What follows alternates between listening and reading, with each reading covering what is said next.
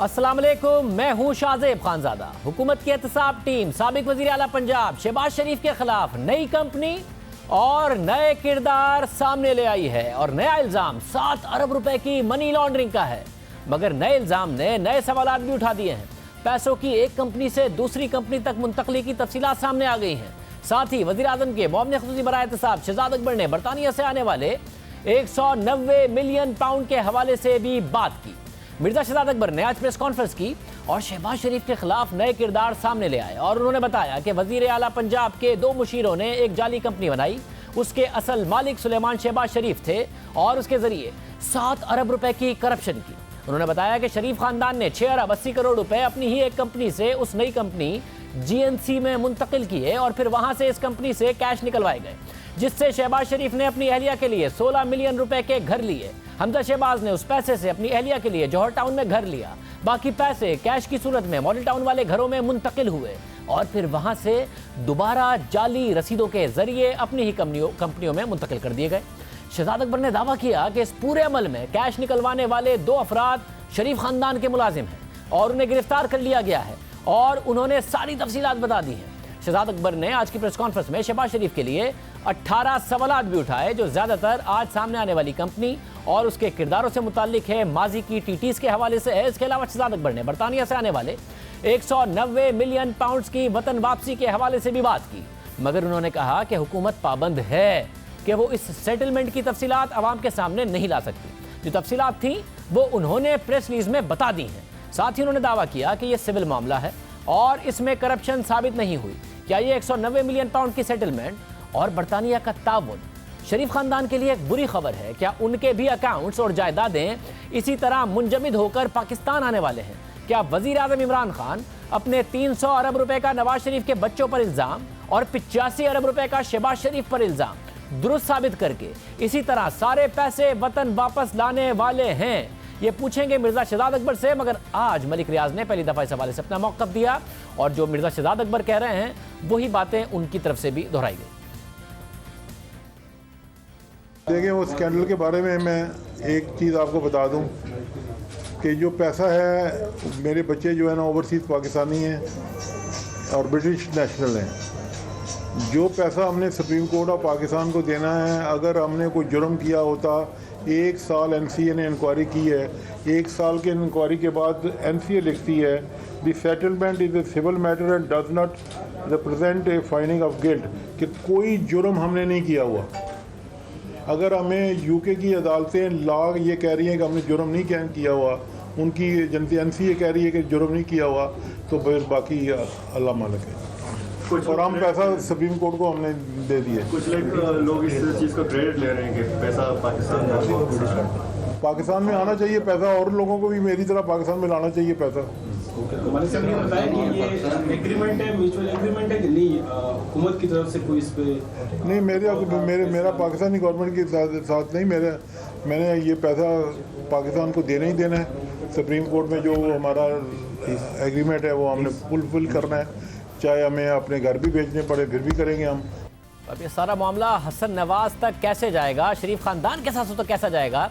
वज़ीर आज़म के मामले खुसूसी बराए एहतसाब शहजाद अकबर साहब हमारे साथ मौजूद हैं। शहजाद अकबर साहब, बहुत शुक्रिया हमें शो में ज्वाइन करने के लिए। 18 सवालात आपने शहबाज शरीफ साहब के लिए रखे हैं, हमने आवाम के सामने ये मामलात भी रखे। अच्छा, इस सब पर बात करेंगे और क्योंकि अब मलिक रियाज साहब के मामले पर भी 190 मिलियन पाउंड की सेटलमेंट हो गई सब, क्योंकि वहाँ पर अनएक्सप्लेन्ड वेल्थ ऑर्डर 2017 है, प्रोसीड्स ऑफ क्राइम एक्ट 2002 है। तो हसन नवाज, हुसैन नवाज, शहबाज शरीफ, सुलेमान शहबाज, क्योंकि नवाज शरीफ खानदान के लिए 300 अरब रुपए का कहा था, शहबाज शरीफ खानदान के लिए 85 अरब का कहा था। इसी तरह जिस तरह मलिक रियाज साहब का पैसा वापस आ रहा है, इनके लिए भी आप लिख दें कि भाई इनके बैंक अकाउंट्स देखें, हसन हुसैन के, शहबाज के, सुलेमान शहबाज के, और हमें वो पैसा और इनकी प्रॉपर्टी देखें, अगर अनएक्सप्लेन्ड है तो हमें पैसा वापस करें। इसी तरह क्यों नहीं आगे बढ़ जाते? इतनी आपको प्रेस कॉन्फ्रेंस करनी पड़ती है, पाकिस्तान में इतनी मेहनत करनी पड़ती है। शाहजेब, आपका बड़ा मासूमाना सवाल है। बात यह है कि मुख्तलिफ़ कवानीन हैं, मुख्तलिफ़ केसेस की नोयत मुख्तलिफ होती है। अगर एक केस में हमें कोई सक्सेस होती है, उसके लिए डिफरेंट स्ट्रेटजी है, नोयत डिफरेंट है, उसके अंदर चीज़ें मुख्तलिफ हैं। दूसरे केसेस मुख्तलिफ हैं। आज मैंने अपनी प्रेस कॉन्फ्रेंस में भी इस चीज़ की तरफ निशानदेही की है कि जब आप बैरून मुल्क वहाँ की किसी एजेंसी के साथ मिल के काम कर रहे हैं उनके रूल्स और उनके कोड ऑफ कंडक्ट को भी आपको फॉलो करना पड़ता है।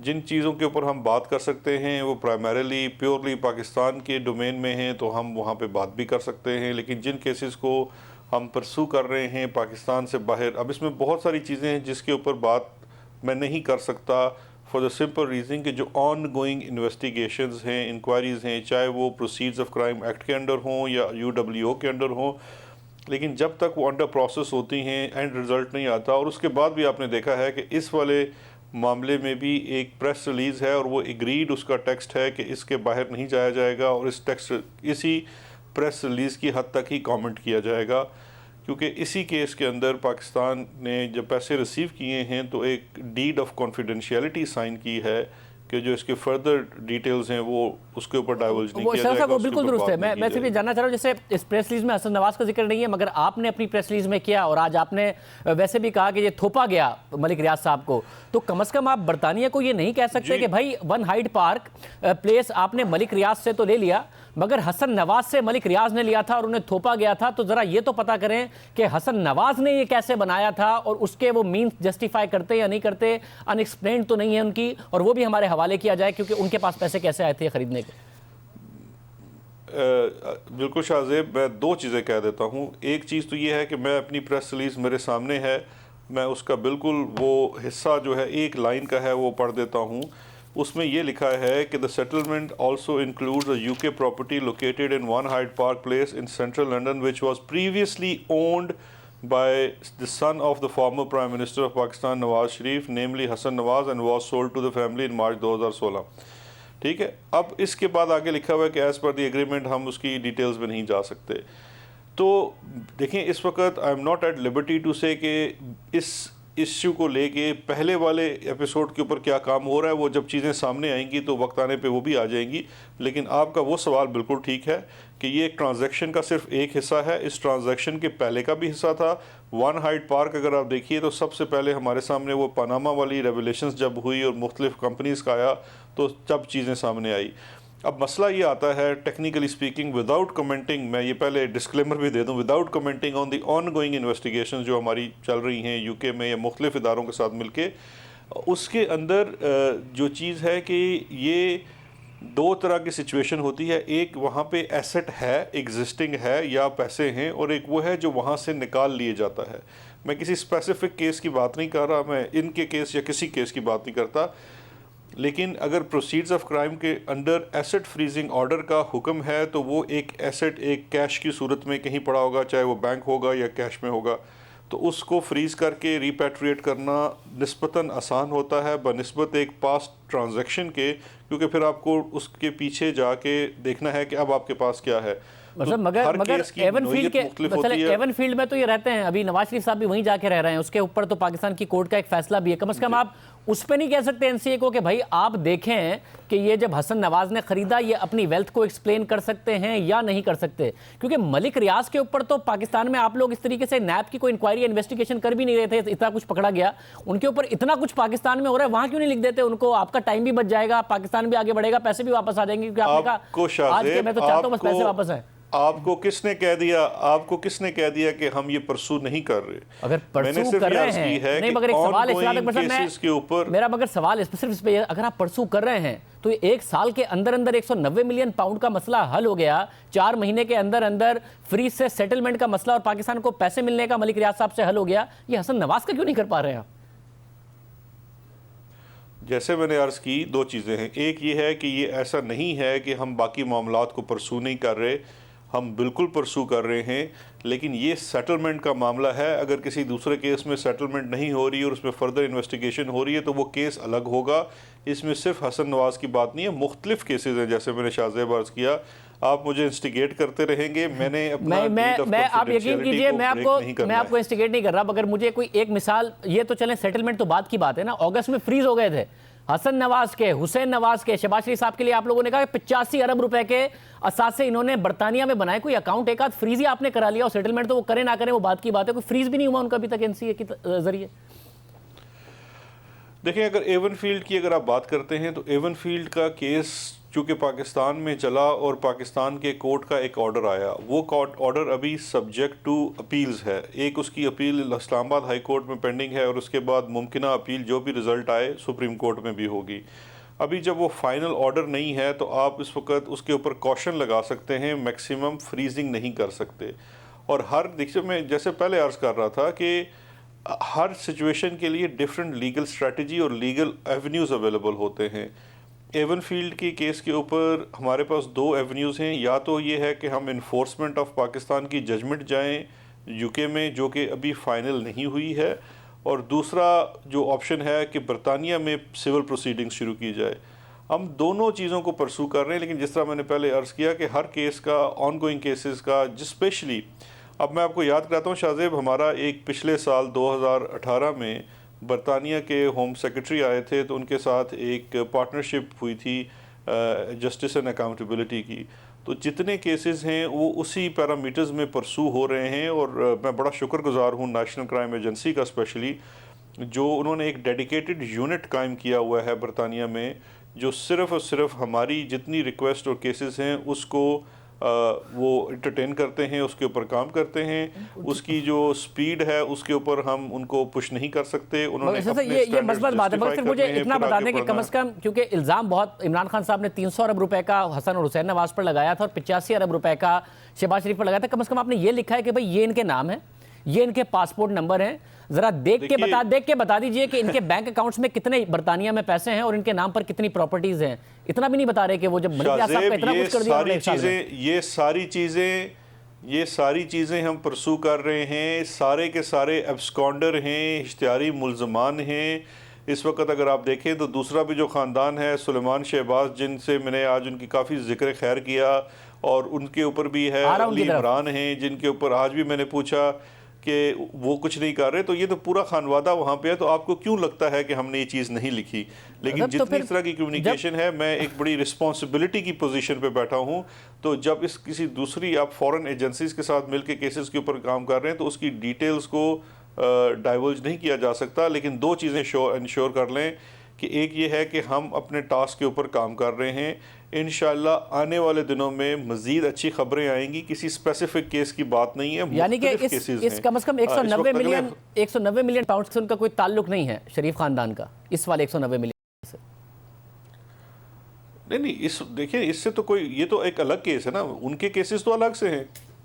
और साहब फिर ये भी बता दीजिए, अगर अलग से हैं, कि ये जो पैसा है ये पाकिस्तान में आके स्टेट बैंक में जाएगा या सुप्रीम कोर्ट ने जो पहले ही मलिक रियाज साहब के खिलाफ फैसला दिया हुआ 460 अरब रुपए का, उसमें जाएगा?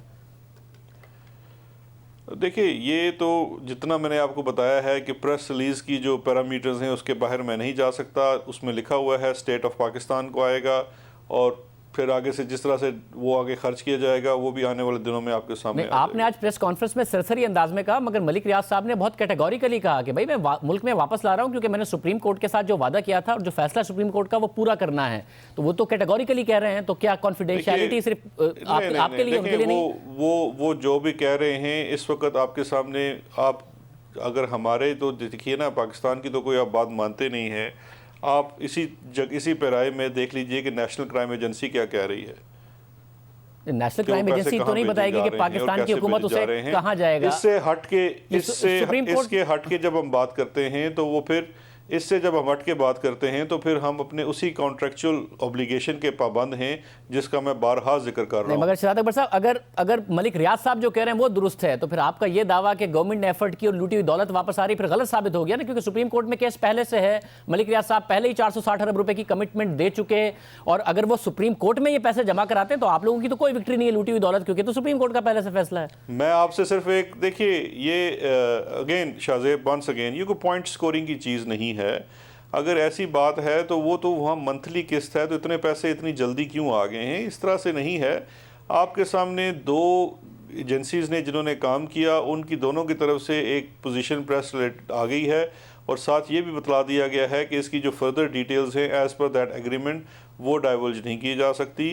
अब अगर आप कहते हैं कि नहीं ये नहीं है, हम नहीं मानते, तो ये आपका प्रोगेटिव है। वो ठीक है, लेकिन बशर अकबर साहब, fact of the matter मतलब is ये कि कैसा वो पैसे agreement- पाकिस्तान में आ चुके हैं। ये एग्रीमेंट कैसे आप एनसीए और से कर मुझे- सकते हैं कि भाई मुझे हम दूसरी चीज, हम शाहजेब, अब देखें, पाकिस्तान के दूसरी अवाम को चीज- ये भी नहीं बताएंगे कि ये शाहजेब, पैसे स्टेट दूसरी बैंक में चीज- जाएंगे, सुप्रीम कोर्ट के अकाउंट में जाएंगे? ये कैसे एग्रीमेंट आप कर सकते हैं अगर पाकिस्तान का पैसा है? शाहजेब, मैं एक चीज़ की दुरुस्तगी कर दूं, स्टेट बैंक में कोई पैसे नहीं जाते। स्टेट बैंक एक रेगुलेटर है, पैसे अगर किसी आगे डेजिग्नेटेड अकाउंट में ही जाते हैं।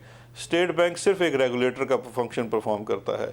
दूसरी चीज़ ये है कि आप अगर मुझसे बारहा एक सवाल पूछेंगे तो मैं एक रिस्पॉन्सिबल पोजीशन के तौर पे, देखिए दो चीज़ें हो सकती हैं, या तो मैं मीडिया के लिए काम करूं या मैं उस मकसद के लिए काम करूं जिस मकसद के लिए मुझे कहा गया है कि आप इसके ऊपर फोकस करें। अब उस फोकस करते हुए एक रिकवरी, एक रिटर्न, रिपैट्रिएशन ऑफ फंड हुआ है, इसके बाद आगे भी होगा और आगे भी हम इस तरह के आउट ऑफ कोर्ट सेटलमेंट भी कर सकते हैं। आपने ज़ाहिर आज एक पूरा फ्लो चार्ट भी दिया जो हमने आवाम के सामने रखा है। 18 सवाल भी शहबाज शरीफ साहब से किए, जवाब उनको देने चाहिए जो आपकी तरफ से सवालात उठाए गए हैं।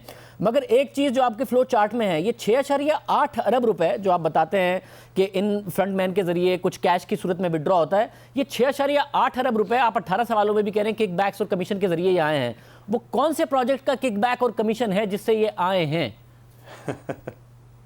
शाहजेब, ये सवाल शहबाज शरीफ साहब से करें। मैं तो कह रहा हूँ, देखें, मैंने आज उनको फिर एक बहुत बड़ी अपॉर्चुनिटी दी है। मैंने आज उन्हें एक बहुत बड़ी अपॉर्चुनिटी दी है कि अभी तो वो लंदन बैठे हुए हैं, मैं अगर उनके ऊपर झूठा इल्ज़ाम लगा रहा हूँ, बहुत सारी टीवी की नशरियात वहाँ भी एयर होती हैं, डेली मेल वाला मामला अभी तक पड़ा हुआ है, तो बिल्कुल इसको चैलेंज करें। वो मेरे सवालों का जवाब क्यों नहीं देते? क्योंकि हम तो उनसे पूछ के तंग आ चुके हैं। मुझे एक बात बता दीजिए कि अगर सीएम ऑफिस में मैं 2 बंदे अपॉइंट करता हूं, एक को मैं डायरेक्टर प्लानिंग एंड स्ट्रेटजी लगाता हूं, दूसरे को डायरेक्टर पॉलिसी लगाता हूं, और उनकी फेक कंपनी, पेपर कंपनी जो कोई ट्रांजैक्शंस नहीं कर रही, कोई बिजनेस नहीं कर रही, वो इस वक्त कबूल चुके हैं कि जी हमसे तो चेक बुकों पे दस्तखत करा के रख लिया गया था। बंदे भी उन्होंने पॉइंट आउट कर दिए हैं कि फ़लाँ अकाउंटेंट शरीफ ग्रुप का उसके हवाले कर दिए थे। कैश बॉयज़ भी अरेस्ट हैं, उनका स्टेटमेंट भी आ चुका है कि हम सारा पैसा कैश में निकाल के फ़लाँ साहब को देते थे और ये कैश निकाल के शहबाज शरीफ साहब के अकाउंट में डालते थे। इसके बाद भी आप मुझसे सवाल कर रहे हैं कि इसमें किकबैक और कमीशन कहाँ से थे? सवाल ये जो मैं तो इनसे सवाल करता हूँ, आज भी ये लीडर ऑफ अपोजिशन है, आज भी इनको बताना चाहिए कि ये पैसे कहाँ से आए थे। आज भी शहबाज शरीफ साहब को बताना चाहिए कि 10 साल उन्होंने इनको, मुझे बताइए, जब ये हमारे जो सहाफ़ी भाई हैं, आपका इतराज दुरुस्त है, मगर मैं उनको जवाब देना भी चाहिए शहबाज शरीफ साहब को। बट मैं सिर्फ ये पूछना चाह रहा हूँ, जब इन सब ने इतना कुछ आप लोगों को बताया तो आपने कहा कि ये फेक सेल्स करते थे, कि झूठी सेल्स अपनी मुख्तलिफ कंपनियों की बताते थे, मगर असल में ये किक बैक और कमीशन का पैसा था। तो जो लोग आपने अरेस्ट किए हैं उन्होंने ये नहीं बताया कि किन प्रोजेक्ट्स में से किक बैक और कमीशन से ये पैसा आता था जिसको ये रोल ओवर करते थे, ये नहीं बताया, बाकी सब बता दिया। देखिए, वो सब कुछ बता चुके हैं। ये मैंने अर्ज की थी, आप पूरी अगर प्रेस कॉन्फ्रेंस देख लीजिए, देखी मैंने 2 दफा। एक कंपनी का जिक्र आज किया गया है, एक पेपर कंपनी का जिक्र किया है, और काफ़ी सारी पेपर कंपनीज हैं, 2 सेट है। एक इनकी अपनी 32 कंपनियां हैं, उसके अलावा इनकी जो दूसरी कंपनीज हैं जो शुगर मिल्स वगैरह हैं, वहाँ से अब जहाँ पे आपका बल्क ऑफ ट्रांजैक्शन ज़्यादा है उसके अंदर कैश पहले इंजेक्ट की जाती है। वो कैश जब इंजेक्ट करके फेक सेल्स के थ्रू इन कंपनियों के अंदर वो दिखाई जाती है, और उससे फिर दोबारा उसमें से जो असल चीज़ एक्सट्रैक्ट की जाती है वो 2.1 बिलियन एक कंपनी में से है, और वो 2.1 बिलियन 2.1 अरब रुपया 2 ट्रस्टेड कैशमैन जो शरीफ ग्रुप के कैश बॉयज़ हैं, अभी अंडर अरेस्ट हैं, वो पैसे निकाल के जाते हैं और उस पैसे को कैश की सूरत में सुलेमान शहबाज को देते हैं। उनका बयान मौजूद है, उसके ऊपर वो पूरी ट्रेल बनी हुई है कि कैसे वो टीटीओ में से दोबारा इंजेक्ट करा के उसको लेजिटिमेट कराया जाता है। और सेकेंडली शहबाज शरीफ साहब को 16 मिलियन उनके अकाउंट में यही शख्स जमा कराता है। मेरी बात सुन लें, यही शख्स जमा कराता है और उससे फिर आगे मकान भी खरीदा जाता है। आप ही के पेपर से बता रहा हूं कि आपने जो अमाउंट टीटीओ के जरिए बताया है, मैं नहीं सिर्फ ये जानना चाह रहा हूं, आपने जो टीटीओ के जरिए अपनी प्रेस रिलीज में, और आप ही का पेपर है ये, जो टीटीओ के जरिए अमाउंट बताया है वो तकरीबन 15.25 करोड़ रुपए है। जो घर खरीदा गया वो 1.6 करोड़ का है, 2.5 करोड़ का एक हमजा शहबाज ने घर खरीदा, तो ये सब मिला के 19-20 करोड़ रुपए है। 6.8 अरब का आप अमाउंट कह रहे हैं। मैं फिर भी जानना चाह रहा हूं कि आउटपुट की सूरत में आपने लंदन में ट्रेस की बाकी पे प्रॉपर्टी, और इसका ओरिजिन क्या, इन लोगों ने बताया नहीं कि किन प्रोजेक्ट की करप्शन और किकबैक से पैसा आता था। शाहजेब एक मेरे जो सवाल रखे ना, अगर आप उन सवालों पे गौर करें तो आपको सारे जवाब मिल जाएंगे। दो चीज़ें हैं, एक जो इसके ऊपर टीटीज़ लगाई हुई हैं, वो जो टीटीज़ आ रही हैं वो ये दो इंडिविजुअल्स जो हैं, जो दो निसार गिल और अली अहमद, जो सीएम ऑफिस में, सीएम सेक्रेटेरिएट में 10 साल डायरेक्टरों के ओहदे पे, मुशीरों के ओहदे पे तैनात रहे, उनके अकाउंट में पहला ये पैसा टीटीओं के थ्रू आया जो उन्होंने कंपनी का कैपिटल शो किया। उसके बाद इसके अंदर इंजेक्शन होती है डिफरेंट कंपनीज में से, जिसको मैं कह रहा हूँ वो फेक और पेपर सेल्स हैं, क्योंकि इन रियल इस कंपनी ने, ये कागजी कंपनी है, ये हकीकत में कोई कारोबार नहीं करती थी। क्योंकि जब आप देखिए, अब जब काउंटर फाइल एक सवाल का जवाब दे दें आप, जैसे फॉर एग्जांपल मैं फेक सेल्स आवाम के लिए बता रहा हूं कि अगर 6.8 अरब रुपए की करप्शन है और मुझे वो पैसे लेजिटिमेट दिखाने हैं तो मैं झूठी सेल्स दिखाऊंगा अपनी मुख्तलिफ कंपनीज की, ये आप कह रहे हैं इन्होंने ये काम किया। मैं ये जानना चाह रहा हूं कि 6.8 अरब रुपए की फेक सेल्स तक पहुंच गए आप, और ये बंदा सीएम सेक्रेटेरिएट में बैठा था, तो इसको ये भी पता होगा ना कि फेक सेल्स दिखानी है, तो ये 6.8 अरब रुपए आए कहां से जिनकी फेक सेल्स दिखानी है? वो प्रोजेक्ट्स भी तो बताइए ना आवाम को कि वो कौन से प्रोजेक्ट्स से किकबैक्स और कमीशन के जरिए बता रहे हैं आप लोगों को। इसमें शाहजेब साहब मसला ये है कि आप उन लोगों का मुकदमा लड़ रहे हैं मेरे साथ जो इस वक्त भगोड़े हुए हैं, जवाब नहीं दे रहे, लेकिन मैं उनकी तरफ से जवाब दे देता हूँ। सवाल पूछ रहा हूँ। जो निसार गिल ने इस वक्त जवाब दिया, वो ये जवाब दिया है कि जी मुझे तो कुछ इल्म ही नहीं था, मेरे नाम की कंपनी है, मैं यहाँ पे डायरेक्टर तैनात किया गया, मुझे गाड़ी दे दी, मुलाजिम दे दिया, मेरे नाम से एक कंपनी खोली और चेक बुक पे साइन करा के मुझसे सारी चेक बुक सलमान शहबाज साहब ले चुके। उसके बाद कंपनी क्या करती है, एक कंपनी है उसके 3 डायरेक्टर्स हैं, 2 डायरेक्टर सीएम ऑफिस के मुलाजिम में, एक इनका ज़ाती मुलाजिम है ताहिर नकवी। अच्छा, वो तीनों जो हैं, एक उसको मफरूर कर दिया गया, 2 इधर हैं, वो ये कहते हैं कि हमें तो पता नहीं है कंपनी कारोबार क्या करती है। तो मैं उसको क्या फेक सेल ना कहूँ? वो पेपर के ऊपर उसने 7 अरब रुपए का कारोबार किया हुआ है। वो 7 अरब का जो कारोबार है उसके अगेंस्ट जब आप उसकी सेल देखें तो उसके पास प्रोडक्ट ही कोई नहीं है सेल देने के लिए। ठीक है, नाउ ये जो आपने कहा ना कि प्रोडक्ट कोई नहीं है, बस साहब, और ये उनका मुकदमा नहीं लड़ा है। आपका मुकदमा मजबूत होगा अगर आप इस सवाल का जवाब दे देंगे, और हमारा मुकदमा उनसे सवाल करते हुए स्ट्रांग हो जाएगा अगर वो इंटरव्यू में नहीं भी आएंगे, तो कम से कम उन्हें सवाल भेज पाएंगे कि ये 6.8 अरब रुपए जिसकी फेक सेल उनको बतानी पड़ी। बस मुझे ये बता दें, ये इन्वेस्टिगेट अभी होना है कि किन प्रोजेक्ट्स का किकबैक्स और कमीशन था, या आप इन्वेस्टिगेट कर चुके हैं और वो इन्फॉर्मेशन आपके पास है? देखिए, ये तो अभी दूसरा एपिसोड है ना। पहला एपिसोड था टीटी वाला, दूसरा एपिसोड है कागजी कंपनियों वाला। अगला भी एपिसोड आपके सामने इंशाल्लाह आएगा जिसके अंदर ये भी नज़र आएगा कि कहाँ से ये पैसा ओरिजिनेट कहाँ से होता था और कहाँ कहाँ जाता था। तो ये डिफरेंट है। तो ये काफ़ी सारी इन्वेस्टिगेशन हो चुकी है, बहुत सारे मामलात अभी भी अंडर इन्वेस्टिगेशन हैं, बहुत सारे लोग अंडरग्राउंड हुए हैं, कुछ लोग भागे हुए हैं। मैं कहता हूँ ये काम बड़ा सिंपल हो सकता है। अभी कल इधर शहबाज शरीफ साहब ने बड़ा उस पर कहते हैं बगले बजाई कि जी बड़ा अच्छा है, जुडिशरी की तरफ से सुप्रीम कोर्ट ने इनको कहा है कि ये मासूम बच्चे हैं। तो वापस क्यों नहीं आते? वापस आएँ, जवाब दें। ये देखें, हमारा मुंह बंद कर दें, बता दें जी कि ये फलाना कारोबार करते थे, अली अहमद बहुत अच्छा कारोबारी आदमी था, इसीलिए मैंने उसको अपना स्ट्रेटजी का प्लानिंग का डायरेक्टर लगा दिया, ये तो बड़ा अच्छा आदमी था, सरकार की खिदमत भी करता था और ये कोई बिजनेस भी करता था। असल में तो मसला ही ये है कि अभी तक हमें 1 साल से तो कोई जवाब ही नहीं आ रहा।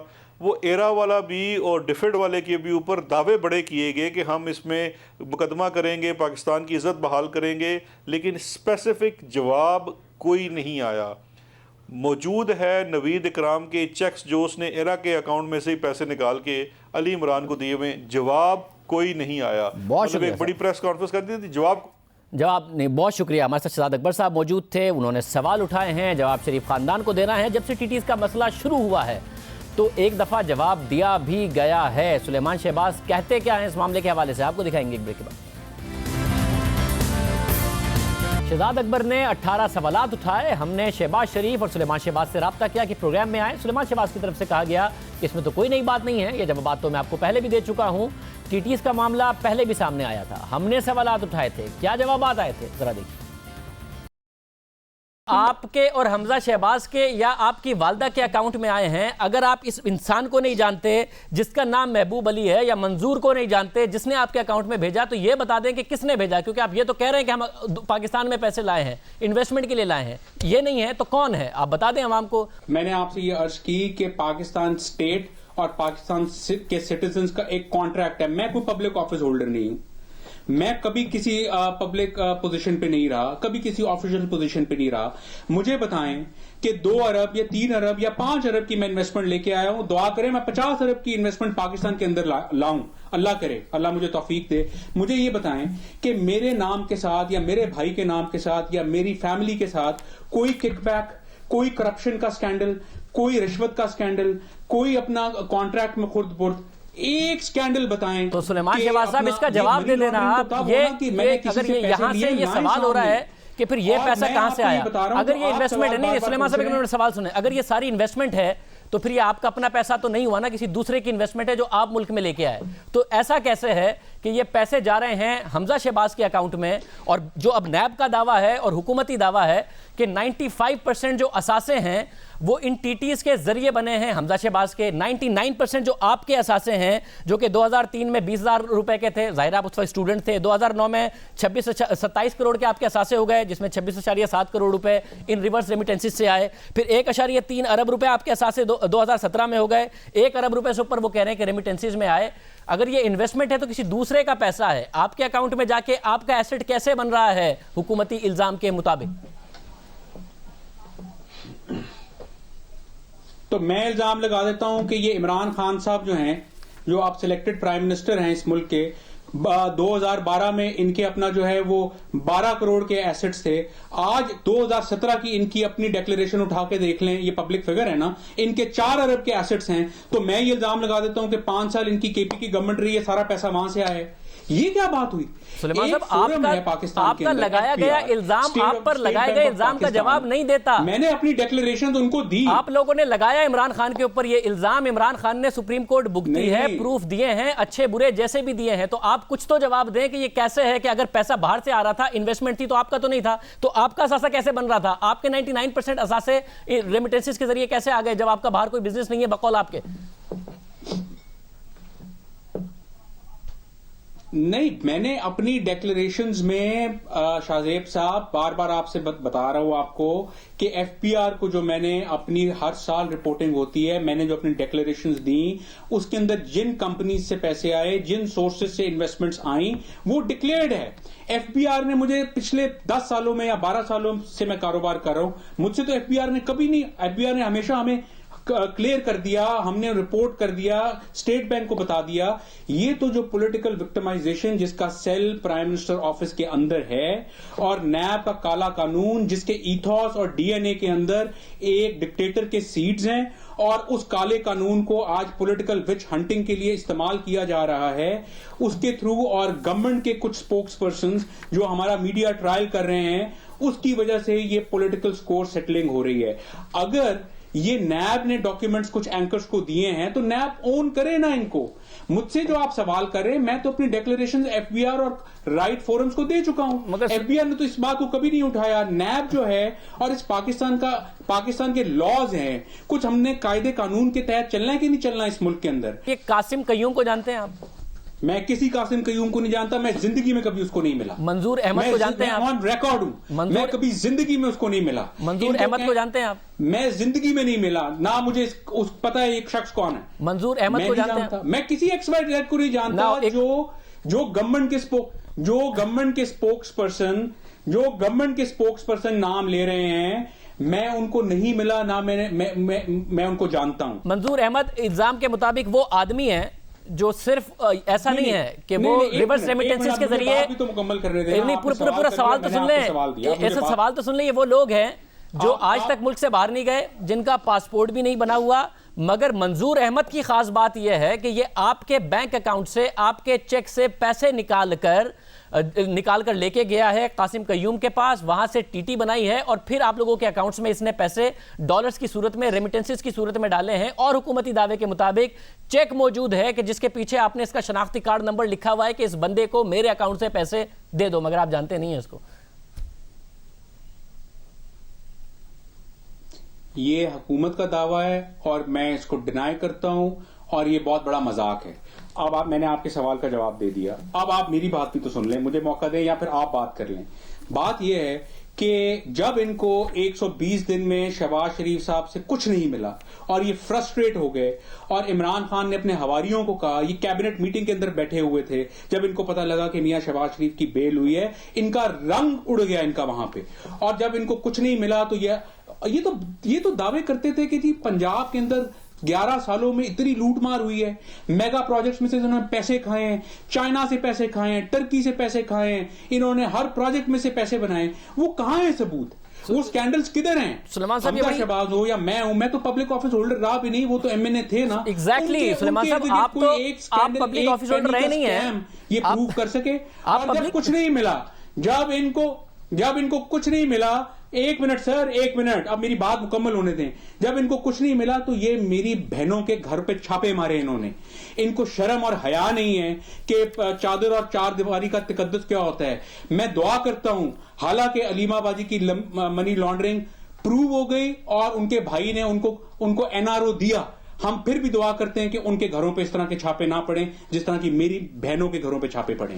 अच्छा, आपने कहा कि आपकी बहनों के यहाँ भी नोटिस सर्व किया गया और आपकी वालदा के यहाँ भी। अब आपकी वालदा के अकाउंट में भी पैसे आए हैं इन टीटीएस के जरिए, और उनकी भी जो उनकी भी जो 80% नेट वेल्थ है आपकी वालदा की बकौल इल्जाम के, वो इन्हीं टीटीएस के जरिए है। तकरीबन 14 करोड़ रुपए के पैसे उनके अकाउंट में आए। मगर एक इंटरेस्टिंग बात जो कही जा रही है वो ये कि उनके अकाउंट में पैसे आए 20 अगस्त 2008 को $69,000। उसी दिन वो पैसे उन्होंने शहबाज शरीफ के अकाउंट में ट्रांसफर किए और शहबाज शरीफ ने उन पैसों से जो गाड़ी मंगाई थी उसकी ड्यूटी पे की, यानी कि नुसरत साहिबा के अकाउंट में आए और उसके बाद शहबाज शरीफ साहब के अकाउंट में गए $69,000। तो ये असूल भाईजान तय कर लेना फिर कि मनी लॉन्ड्रिंग जो है, अगर हमने, आप जो ये नंबर्स बोल रहे हैं जो हमारी डिक्लेरेशंस के अंदर हैं, उन पे हमने टैक्सेस पे किए हैं, हमने उनको रिपोर्ट किया है और उनसे ड्यूटियां पे की हैं, तो मनी लॉन्ड्रर्स जो हैं वो पैसा मुल्क से बाहर ले जाके एसेट्स खरीदते हैं और पैसे को छुपाते हैं या पैसे को मुल्क के अंदर लाके ड्यूटियां पे करते हैं। ये किस किस्म का निजाम है इस मुल्क के अंदर? आज से पहले जब भी आपको शोज में बुलाने की कोशिश की या हुआ कि मौकफ क्या है, तो आपने हमेशा ये कहा कि मैं पॉलिटिक्स नहीं, मैं तो बिजनेस संभालता हूं। हमजा भाई जो हैं वो पॉलिटिक्स संभालते हैं और आप जाहिर है पिछले 8-10 साल से बिजनेस ही संभाल रहे हैं। मुझे ये नहीं समझ में आ रहा कि आप कैसा बिजनेस संभाल रहे हैं कि पिछले 10 साल में आपके जो टोटल असासे हैं वो भी 99% बाहर से आई हुई रेमिटेंसेस की वजह से हैं। तो सुलेमान शहबाज साहब, 10 साल से आप कर क्या रहे थे? बड़े इनकॉम्पिटेंट किस्म के बिजनेसमैन हैं आप। आपने अपने लोकल असासे नहीं बनाए, मुर्गियों के काम में इल्जाम लगवा लिया, कुछ नहीं किया, दूध के काम में इल्जाम लगवा लिया, कुछ नहीं किया, शुगर के काम में इल्जाम लगवा लिया, कुछ नहीं किया, जो कुछ आया बाहर से आया। इनकॉम्पिटेंट हैं आप कि आपसे सियासत में आई नहीं, बिजनेस आपसे हुआ नहीं? बात यह है कि अगर मैं इनकॉम्पिटेंट हूं, ये फैसला आपने और मैंने तो नहीं करना। ये तो खैर जो हमारे लेंडर्स हैं और जो मेरी कारकर्दगी है वो इसका इंशाल्लाह फैसला होगा। लेकिन आप मुझे बताएं कि आपको किसने कहा कि 99% जो है मेरे असासे जो है वो फॉरेन रेमिटेंस से आए? किसने? हुकूमती इल्जाम है, आपने प्रेस कॉन्फ्रेंस नहीं देखी क्या? हुकूमती इल्जाम है सुलेमान शहबाज, तो इसका जवाब देना आपके ऐसा नहीं है। मेरे दूसरे असासे ये हैं, गलत इल्जाम है। तो आप बताइए आपके कितने के असासे हैं, उसमें से 2009 की जो डिस्ट्रीब्यूशन हुई उसमें से आपको कितने पैसे मिले? बताइए फिर, आप बताइए कि कितने असासे हैं और ये किस तरह इल्जाम गलत है। इतनी देर से वही तो पूछ रहा हूं आपसे। एक मिनट, मैं आपको बताता हूं। मैं आपको ये जो आप कह रहे हैं, ये आप वो बात कर रहे हैं जो कुछ एंकर्स को, ये झूठ की मशीन जिसका नाम है नाकाम खान, जो इसने एक झूठ की मशीन बनाई हुई है प्राइम मिनिस्टर ऑफिस में और जिसकी वजह से इस मुल्क का भट्टा बैठ गया है। चाहे मियां मंशा हो, चाहे अकील करीम डैडी हो, चाहे आरिफ हबीब हो, चाहे हुसैन दाऊद हो, चाहे तब्बा हो, जो इस मुल्क के बड़े बड़े नाम हैं, उन सबको नैब के अंदर घसीट रहे हैं ये खान साहब। सिर्फ अपनी इनकॉम्पिटेंट मैं नहीं हूं, इनकॉम्पिटेंट तो ये हैं जिसको इतनी अपना ताकत के साथ और इतनी सपोर्ट के साथ सेलेक्ट करके लाया गया और हमारे मुल्क के इदारों ने एफर्ट करके इनको 4-5 बिलियन डॉलर दिए, जिसका कल रिजल्ट आ गया कि 300 अरब रुपया जो है पीएससीज जो है वो ऑलरेडी बोरो कर चुकी हैं। और ये मुल्क, सुलेमान साहब स्ट्रेट आंसर मुझे देखें, अगर आप सुलेमान साहब अगर आपने फैसला किया कि आपने सियासत नहीं करनी है, सुलेमान साहब इस हुकूमत ने की, अगर आपने फैसला किया, अब मैं आपके अगर आपने फैसला किया कि आपने सियासत नहीं करनी है, बिजनेस करना है, तो आपने कितने असासे अपने बनाए जो इतने सारे बिजनेसेस आपने किए? तो आपने क्या बिजनेस किया कि 99% हुकूमती इल्जाम के मुताबिक आपके असासे भी बाहर की रेमिटेंसीज से आए, जो आप कह रहे हैं इन्वेस्टमेंट है, अगर इन्वेस्टमेंट है तो आपका अपना पैसा नहीं है, मगर आपने अपने पैसे के तौर पर शो किया हुआ है। आपने क्या कमाया, क्या असासे हैं आपके जो आपने जमा कराया? अगर डिक्लेयर्ड है तो आप बता दें। जब हुकूमत की चीजें बता रहे हैं, इल्जाम मैं जाली हुकूमत का ये इल्जाम डिनाई करता हूं, और मैं ये कहता हूं कि मैं तो पब्लिक फिगर नहीं हूं ना, ये नाकाम खान तो पब्लिक फिगर है ना। इसके जो असासों के अंदर एक्यूमुलेशन हुई है बिटवीन 2012 टू 2000, इसने कौन सा ऐसा कारोबार किया कि इसके 4 अरब के एसेट हो गए 12 करोड़ रुपए से? ये इमरान खान मुझे जवाब दे, मैं तो इल्जाम नहीं लगा रहा हूं, मैं तो फिगर्स दे रहा हूं ना आपको। इसने कौन सा ऐसा कारोबार किया कि इसके 4 अरब के एसेट हो गए 12 करोड़ रुपए से? मैं आज भी रिकॉर्ड पे हूं, आप मेरे जितने मर्जी जाके इंटरव्यूज उठा लें, अगर मेरा कोई ऑफशोर अकाउंट या मेरा कोई ऑफशोर एसेट हिडन या डिक्लेयर्ड पाकिस्तान की धरती से बाहर साबित हो जाए तो मेरा गिरबान आपका हाथ। मैं आज भी इस पे कायम नहीं, मगर आप इस बात का तो जवाब दे दें कि आपके यहाँ कितने असासे हैं? सब पाकिस्तान के अंदर हैं भाई। हुकूमती इल्जाम है कि 1.3 बिलियन रुपीस में से 99% आपके रिवर्स रेमिटेंसेज और टीटीएस के जरिए पैसे आए हैं। वो मैंने एफबीआर को दे दिए। तो सुलेमान साहब इस शो में भी बता देना, जब आप कह रहे हैं अगर आप एक कॉम्पिटेंट बिजनेसमैन हैं, जाली इल्जामात, जाली को काउंटर करके आप ये तो नहीं कह सकते कि जाली इल्जामात हैं। आप ये भी तो बताएंगे कि नहीं, इसका काउंटर ये है। आप बताएंगे नहीं कि आपने रमजान शुगर मिल से क्या कमाया, आपने चिकन फीड के बिजनेस से क्या कमाया, आप पावर में गए तो आपने क्या कमाया? कुछ तो बताना पसंद करेंगे या कुछ नहीं बताएंगे? आपको मैं वक्त का ज़िया समझता हूं। साहब आप मुझे फिर काइंडली ये बताइए, क्योंकि मेरा ख्याल है जिस तरीके से आपका टाइम बड़ा कीमती है, मेरी ऑडियंस का टाइम भी बड़ा कीमती है। आप इस इंटरव्यू में अगर आए हैं तो क्या बताने आए? मेरी जो यहाँ पे एसेट्स हैं या जो मेरी जो इन्वेस्टमेंट्स हैं वो प्राइवेट बैंकों ने उसमें फाइनेंसिंग की है। मेरी एक क्रेडिबिलिटी है जिसकी वजह से प्राइवेट बैंकों ने हमें फाइनेंस किया, और ये जो एसेट का रट लगाते हैं इसको समझ नहीं है इमरान खान को। एक्सक्यूज माय वर्ड्स, लेकिन इनके दिमाग के अंदर भूसा घुसा हुआ है। जिस बंदे ने सारी उम्र कोई काम नहीं किया, जिसने सारी उम्र बल्ला और गेंद और ग्लिटसी लाइफ और सेलिब्रिटी वाली लाइफ गुजारी है, कैमरों के अंदर जिसने जिंदगी में कभी कोई सीरियस काम नहीं किया, उसको क्या पता साहब, अगर आप इतने कीन हैं तो सुलेमान साहब फिर बाहर क्यों हैं? एसेट्स तो तब डिटरमिन होंगे जब लायबिलिटीज माइनस होंगी। कुछ पता है इनको मेरे पे लायबिलिटीज कितनी है? आप लोगों ने भी जो बड़े भाई हैं शहबाज शरीफ साहब के, जो कि आपके ताया हैं, उनकी तरह डिसाइड कर लिया है कि जो पॉलिटिक्स में है, यानी नवाज शरीफ और मरियम नवाज, वो केसेस भी भुगतेंगे, आएंगे, जेल भी भुगतेंगे। जो बिजनेस कर रहे हैं हसन नवाज, हुसैन नवाज, वो पाकिस्तान नहीं आएंगे। इसी तरीके से हमजा शहबाज अगर हैं सियासत में और शहबाज शरीफ, तो वो यहाँ रहेंगे। जो बिजनेस कर रहे हैं यानी कि सुलेमान शहबाज, अब वो पाकिस्तान नहीं आएंगे। ये जो मुल्क के अंदर माहौल बना है शाहजेब साहब, please let me clarify you, ये न्याजी नैप गठजोड़ है, ये उसका माहौल है। ये मिनिस्ट्री ऑफ इंटीरियर पे प्राइड लेते हैं कि जी मैंने अपने पास रखी हुई है। मिनिस्ट्री ऑफ इंटीरियर ने किया क्या है सवाए इसके कि लोगों की अपना इज्जतें उछाली हैं FIA ने, IB ने और नैब ने। और ये जो नैब की जो क्रेडिबिलिटी है, जिस नैब को ये सुबह शाम गालियां देते थे इमरान खान साहब, ये उसी नैब को इन्होंने एक विक्टिमाइजेशन का टूल बना दिया है। तो ये वो गठजोड़ है जिसकी वजह से ऑपोजिशन को एक दीवार पे लगाया जा रहा है। इस मुल्क में अकाउंटेबिलिटी सिर्फ 6-7 लोगों की हो रही है, जिनमें नवाज शरीफ, मियां शहबाज शरीफ, बिलावल भुट्टो जरदारी, मरियम नवाज, हमजा शहबाज।